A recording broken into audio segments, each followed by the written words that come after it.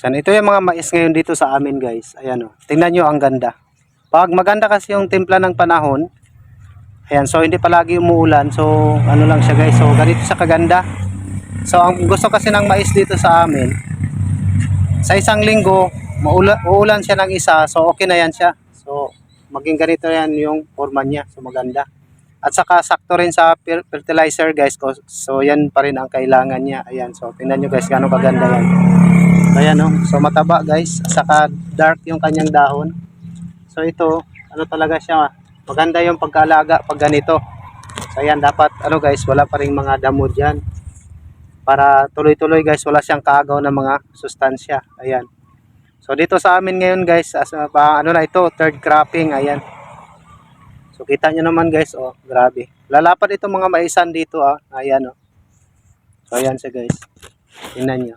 Ayan, so ito guys, sa ano pa lang, wala pang 2 buwan to. Ayan, wala pang 2 buwan. So ganito na siya kalaki. Ayan, so matangkad na. So ayan, aabangan naman natin guys ito. Ayan, so bantayan natin kasi may mga uod din. Ayan, so lalo na ngayon guys. Ayan, bihira lang ang ulan. Ayan, tingnan nyo guys, meron nakipapakita sa inyo dito. Ayan, may mga kinainan. So kailangan pa rin guys, mag-spray pa rin ng pang-uod. So ayan o. So mayroon siya. May mga kumakain ng mga uod dito guys. So kailangan pa rin na mag-spray. Ayan o.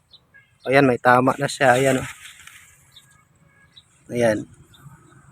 So ayan pa yung uod guys. So patay na yan kasi nasprayhan na yan ng ano guys, insecticide. Ayan. So ito pa rin marami. Ayan. So, ayan. So malapad itong ano dito guys, sa mga maisan dito. Ayan o.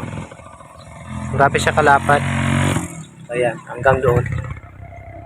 So grabe ang mga maisan dito guys, kasi ito yung number 1 na ikinabubuhay ng mga tao dito. Ayan o. Grabe guys, so parang ibabaw ng dagat. So ayan o. Ayan, so grabe siya kaganda.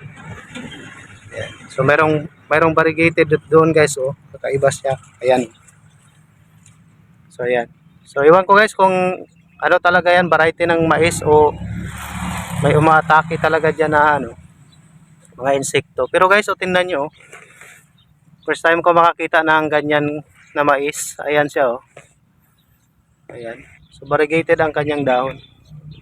Pati yung kanyang puno. Pero ayun guys, oh, meron pa pala doon oh. Ayan. Ayan. Kung nagustuhan nyo guys ang aking video, huwag kalimutan mag-follow para updated kayo sa mga bago nating ina-upload na mga video. Maraming salamat. Ayan. Ito tayo sa ilalim. Ayan guys, patay na ang damo.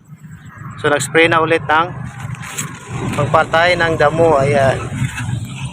Ganito guys na edad ng mais. Ayan. So talagang kabado pa yung mga may-ari dito kasi hindi alam yung panahon. Ayan, kasi panahon din yung kalaban natin. Minsan umuulan. Okay lang guys, malakas ang ulan.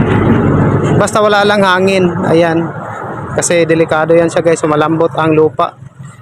Ayan. So kailangan talaga guys na hindi talaga, kung pwede lang hindi talaga manghangin ng malakas. Ayan. So malapad yung mga maisan dito guys. So ayan. So ito mga bata pa yan.